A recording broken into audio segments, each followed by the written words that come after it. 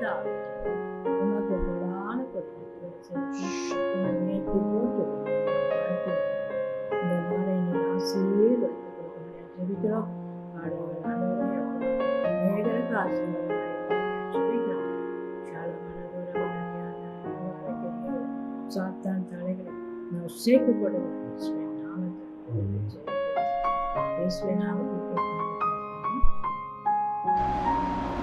இயேசுவே உன் அன்பு,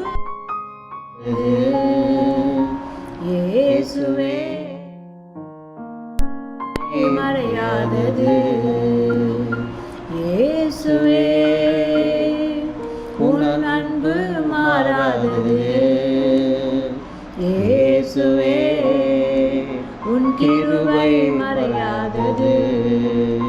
மலைகள் விலகி போனாலும் குன்றுகள் அசைந்து போனாலும் மாறாது உன் கிருபை, மறையாது உன் வார்த்தை, மாறாது உன் கிருபை, மறையாது உன் வார்த்தை. இயேசுவே உன் அன்பு மாறாதது, இயேசுவே உன் கிருபை மறையாதது. அளவில்லா ஆனந்தம் தருகின்றே ஆண்டவா உந்தன் சந்நிதியில், அளவில்லா ஆனந்தம் தருகின்றே ஆண்டவ உந்தன் சந்நிதியில். காலை மாலை துதிக்கின்றேன், மனதார உம்மை துதிக்கின்றேன். காலை மாலை துதிக்கின்றேன், மனதார உம்மை துதிக்கின்றேன். இயேசுவே அன்பு மாறாதது, இயேசுவே கிருபை மறையாதது. மெய்யான தேவன் நீர்தானே, உயிரோடு இருப்பவர் நீர்தானே. மெய்யான தேவன் நீர்தானே, உயிரோடு இருப்பவர் நீர்தானே. பலவீனம் நீக்கி பலவானாய் மாற்றும் நல்ல மேய்ப்பன் நீர்தானே. பலவீனம் நீக்கி பலவானாய் மாற்றும் நல்ல மேய்ப்பன் நீர்தானே.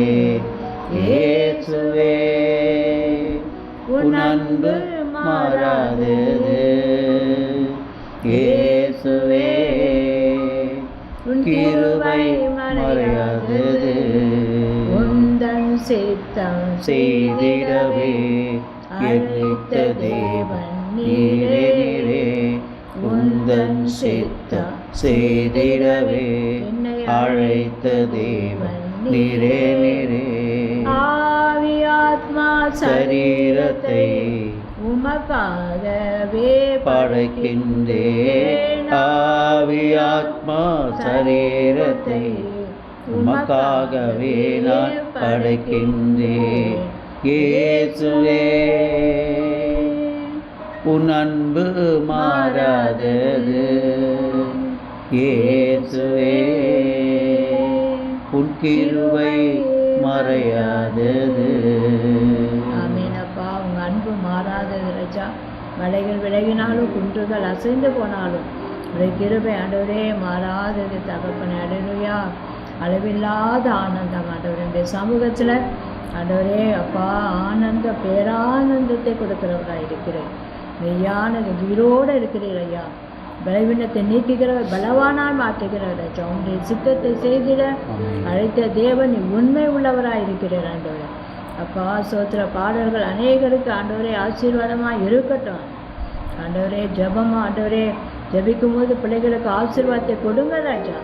வார்த்தை ஆண்டவரை ஊடுருவி கிரியை செய்யாதபடி அது என்னிடம் திரும்பி வராது என்று சொன்னீங்க ஆண்டவரே. ஒரு வார்த்தை கூட மண்ணில் ஆண்டவரை விழுந்து போகாதபடி ஆசீர்வதிக்கிற தேவனப்பா. அல்லேலூயா அல்லேலூயா சோத்திரம். இப்பொழுதும் கூட வாலிப பிள்ளைகளுக்காக நாங்கள் ஜெபிக்கிறோம். வாலிப பிள்ளைகளை ரத்த கொட்டைகளை மூடி மறைத்துக் கொள்ளுங்க. வீணானதில் பிள்ளைகள் சிக்கிக்கொள்ளாதபடி இந்த கிருபை பிள்ளைகளை சூழ்ந்து கொள்ளட்டும். படிக்கிற பிள்ளைகளுக்கு நல்ல ஞானத்தை தான். சிறு பிள்ளைகளுக்கு வளரும்போதே தெய்வ பயத்தை கொடுங்க ராஜா. அப்படியாக உலகம் முழுவதும் உண்மை அறிவை கொடுங்க. ஆவிக்குரிய கண்ணை திறக்கப்படுங்க. வீணானதை நாடி பொய்யை தேடி ஓடுகிற மக்களோட கண்கள் திறந்து விடும்படியாக நாங்கள் செபிக்கிறோம் ஆண்டவர். இதோ ஆண்டவரே அப்பா, விக்கிரகத்தை உருவாக்குற கரங்களெல்லாம் ஆண்டவரே வேதத்தை ஏந்தும்படியாக செய்யுங்கப்பா. அறியாமல் இருந்த எங்களையும் கூட அப்பா தொட்டிங்களே, எங்கெங்கோ அலைந்து திரிந்தோர் ராஜா. ஆனால் தேடி வந்து மீட்ட தெய்வமே, அப்படியாக இந்த நாளிலும் கூட ஆண்டவரே வீணானது நாடி பொய்யை தேடி ஓடுகிற மக்களோட கண்கள் திறக்கும்படியாக ஜெபிக்க. ஷாப்பாக்காலமான தூரமான அறியாந்தரவள் எல்லா விக்கிரகத்தையும் நான் இயேசு ரத்தத்தை தெளிக்கிறோம். பரிசுத்தர் பரிசுத்தர் பரிசுத்தர் என்று உண்மை பாடி தொழுது கொள்ள திரும்பிய தாங்கய்யா. ஆண்டவரே அறிவை அப்பா கொடுக்கும்படியாக ஜெபிக்கிறோம். ஆண்டவர் அப்படியாக ஆண்டவரே கிராமங்கள் தோறும் பதிவளிக்கிற சிங்கத்தின் வாயை கட்டி போட்டுக்கிற இயேசுவை நாமத்தினான் சோத்திர ரட்சிப்பை கொண்டு வாங்க, பாதுகாப்பை கொடுங்க, ஆசீர்வதிங்க தகப்பனே. அதுலே நான் இயேசு கிறிஸ்து நாமத்தை கேட்கிறேன் நல்ல தகப்பனே. ஆமென். அன்பான தேவனுடைய பிள்ளைகளே, இந்த நாளிலே தேவ சமூகத்தில் நாம் அமர்ந்திருக்கிறோம். உன்னதமான வார்த்தைகள், பூமிக்குரிய வார்த்தை அல்ல, உன்னதத்தின் வார்த்தையை கேட்க நாம் அமர்ந்திருக்கிறோம். உங்கள் வாஞ்சியை தேவன் அறிந்திருக்கிறார். ஒரு மனுஷன் அப்பத்தினாலே மாத்திரமல்ல, தேவனுடைய வாயிலிருந்து புறப்படும் ஒவ்வொரு வார்த்தையினாலும் பிழைப்பான். இல்லையா? அப்போ அந்த வார்த்தையை கேட்கும்போது நாம் பிழைத்து கொள்ள முடியும். ஏசியா தீர்க்கதரிசியின் புத்தகத்தில் 43வது அதிகாரத்தில் 4வது வசனத்தை நான் வாசிக்கிறேன், கேளுங்க. நீர் என் பார்வைக்கு அருமையானபடியினாலே கனம் பெற்றாய், நானும் உன்னை சிநேகித்தேன், ஆதலால் உனக்கு பதிலாக மனுஷரையும் உன் ஜீவனுக்கு ஈடாக ஜனங்களையும் கொடுப்பேன். அருமையாக பேசுறார்கள். நீ என் பார்வைக்கு அருமையானபடியினாலே. நாம் எல்லோரும் மற்றவர்கள் மனுஷருடைய பார்வைக்கு அருமையாக இருக்கணும்னு நினைக்கிறோம், அது நல்லதுதான். ஆனாலும் தேவனுக்கு முன்பாக நாம் எப்படி இருக்கணுமா? அருமையா இருக்கணும். அல்லேலூயா. நீ என் பார்வைக்கு அருமையானபடியினால், அப்பா பார்வைக்கு, அவருடைய பார்வைக்கு நாம் அருமையாய் நடந்து கொள்வோமே ஆனால் கிறிஸ்துவராகிய நமக்கு என்ன செய்யறாரா? கனம் பெற்றாயின்ற மனுஷன் கொடுக்கிற கனம் அல்ல. மனுஷன் ஒரு போஸ்டிங்க்கு கனம் கொடுப்பான். ஒரு போஸ்டிங்னா அந்த போஸ்டிங்ல யார் இருந்தாலும் கனம் கொடுத்துதான் ஆகணும். அந்த போஸ்டிங் அப்படிப்பட்ட ஒரு போஸ்டிங், அவ்வளவுதான். அந்த போஸ்டிங் விட்டு இறங்கினா முடிஞ்சு போச்சு, அவங்க கனம்லாம் காண போயிடும். ஒரு அல்லத்துல இல்லையா?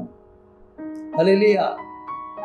அதே போல இது மனுஷன் கொடுக்கிற கனம், தேவன் கொடுக்கிற கனம் அப்படி இல்லைங்க. நித்தியமான கனம், என்றும் மாறாத கனம். கனம்னா என்ன தெரியுங்களா? கனம் பொருந்திய, மாண்பு மிகு அப்படின்றாங்க பாருங்க. ஒரு அல்ல சொல்லுவீங்களா? அந்த மதிப்பு மனுஷன் கொடுக்கறதெல்லாம் அந்த போஸ்டிங்காக வேற வழி இல்லாம கொடுக்கிற மதிப்பு தான் அது, இல்லையா? ஆனா தேவன் அப்படி இல்லை. உண்மையா தன்னுடைய உள்ளத்திலிருந்து, தன் இருதயத்தின் ஆழத்திலிருந்து அவர் நமக்கு கொடுக்கிற கனம் இருக்குது பாருங்க, அது மாறவே மாறாது. என்றைக்கு நம்ம மதிப்பாக தான் வச்சிருப்பார். நம்மளை வெட்கப்படும்படி அவர் வைக்கவே மாட்டார். நீ கனம் பெற்றாய், ஏன்னா என் பார்வைக்கு என்ன பெற்றாய்? கனம் பெற்றாய். ஒரு அல்ல சொல்லுவீங்களா? அதனால நானும் உன்னை சிநேகித்தேன். சிநேகித்தேன்ற ஸ்நேகம் நம்ம மேல என்ன வைக்கிறார் தெரியுங்களா? ஸ்நேகம் வைக்கிறார். ஸ்நேகனான ஸ்நேகிதன், உயிர் நண்பன் அப்படின்றாங்க. உண்மையிலேயே உயிர் நண்பன் யாருமே கிடையாது உலகத்தில். எந்த நண்பனும் தன்னுடைய நண்பனுக்காக என்ன செய்ய மாட்டான்? உயிரை கொடுப்பானா? கொடுக்கவே மாட்டான். இந்த காலத்துல பழகிற பழக்கத்துல சிநேகிதன் உயிரையே வாங்கிட்டு போயிடும். இயேசுப்பா இருக்கிறாரு பாருங்க, அப்படி இல்லைங்க. உயிருள்ள தேவன், நம்மளை தாயின் கர்ப்பத்துல உருவாக்கின தேவன். அவர் சிநேகிக்கிற சிநேகமே வேற. உயிர் கொடுக்கிற சிநேகம், உண்மையான சிநேகம். உயிர் நண்பன் யாருன்னா இயேசுப்பா தான். அல்லேலூயா. ஆனால் தான் நமக்கு என்ன கொடுத்திருக்கார்? ஜீவனையே தந்திருக்கிறார். அவர் ஜீவன் கொடுக்கலன்னா நம்முடைய பாவங்கள்லாம் கழுவப்படவே படாது இல்லையா? நம்மளை விட்டு அந்த பாவத்தை எடுக்கவே முடியாது. நமக்காகவே ஜீவனை தந்து கடைசி சொட்டு ரத்தம் வரைக்கும் சிந்தினவர் நம்மை சிநேகிக்கிறாரா? இல்லையா? அவர் சிநேகித்தபடினாலே அந்த வசனம் சொல்லுது பாருங்க, ஆதலால். அல்லேலூயா. இப்ப உங்களுக்கு பரிசு கொடுக்குற, நல்லா கேட்டுங்க. அவர் பார்வைக்கு அருமையா இருக்கிறீங்க, அதனால அவர் உங்களுக்கு என்ன கொடுக்குறாரு? கனம் கொடுக்குறாரு, மதிப்பு கொடுக்குறாரு.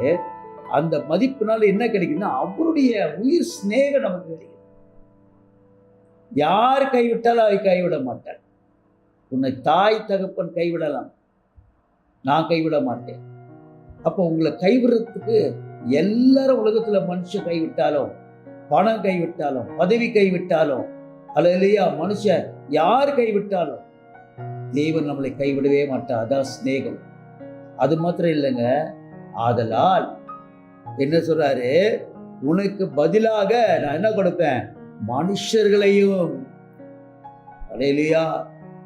இப்ப அவர்கிட்ட சிநேகம் வச்சீங்கன்னா உலகத்துல உங்களுக்கு மனுஷ தெய்வம் தானா வந்து சேரும். நீங்க மனுஷ தெய்வ தேடி ஓட தேவையில்லை. அவர் உங்களை சிநேகிக்கிற மாதிரி, அவர் உங்க மேல அருமையா இருக்கிறபடியினால நீங்க கனம் பெற்று விட்டீங்கன்னு சொன்னாக்கா மனுஷ தெய்வ அவர் தானா கொடுத்துருவார். நீங்க தேடி போன அவசியமே கிடையாது. அதான் உங்களுக்கு கொடுக்குற கிஃப்ட். ஏன்னா மனுஷ தயவு இல்லாம, மற்றவருடைய உதவி இல்லாம ஒரு மனுஷன் தானா வாழ முடியுமானா வாழவே முடியாது. அல்லேலூயா. அப்ப கண்டிப்பா ஒரு மனுஷனுக்கு உலகத்துல வாழணும்னா என்ன தேவை? மனுஷ தயவு தேவை. அந்த தயவு உனக்கு கிஃப்டா நான் உனக்கு கொடுப்பேன், பரிசா கொடுப்பேன். அல்லேலூயா. அது மாத்திரம் இல்ல, உன் ஜீவனுக்கு ஈடாக ஜனங்களையும் கொடுப்பேன். அல்லேலூயா. அதாவது அதுல உனக்கு பதிலாக மனுஷர்களையும் உன் ஜீவனுக்கு ஈடாக ஜனங்களையும் கொடுப்பேன். அல்லேலூயா. உங்க உயிருக்கு சமமா ஆத்துமாக்களே அவர் தருவார். அந்த அளவுக்கு நம்ம ஜீவன் மேல அவர் கனம் வைத்திருக்கிறார், மதிப்பு வைத்திருக்கிறார். அல்லேலூயா. விசேஷித்தவர்கள்ன்றார். நம்ம அவருடைய பார்வைக்கு எப்படி இருக்கிறோமா? விசேஷித்தவர்கள். உங்க வீட்டுல என்ன விசேஷமானு கேட்பாங்க தெரியுங்களா? அந்த மாதிரி ஏசப்பாக்கு விசேஷம் என்னன்னா நம்ம தான். அல்லேலூயா. வேற எதுவும் இல்லை. நம்ம அவரை எவ்வளவு அவரை நம்ம சந்தோஷப்படுத்தி, அவரை மகிமைப்படுத்தி, அவரை உயர்த்தி, அவருக்கு பார்வைக்கு அருமையாய் நடந்து கொள்ளுகிறோமோ அந்த அளவுக்கு அவர்கிட்ட இருந்து நாம் கனத்தையும் பெற்றுக்கொள்வோம், அதே நேரத்துல சிநேகத்தையும் பெற்றுக்கொள்வோம், அதே நேரத்துல உங்க ஜீவனுக்கு ஈடாக ஜனங்களையும் அவர் கொடுப்பார். நீ தனி மனுஷனா இருக்கவே மாட்ட. அல்லேலூயா. எனக்கு யாருமே இல்லைங்க இந்த உலகத்துல.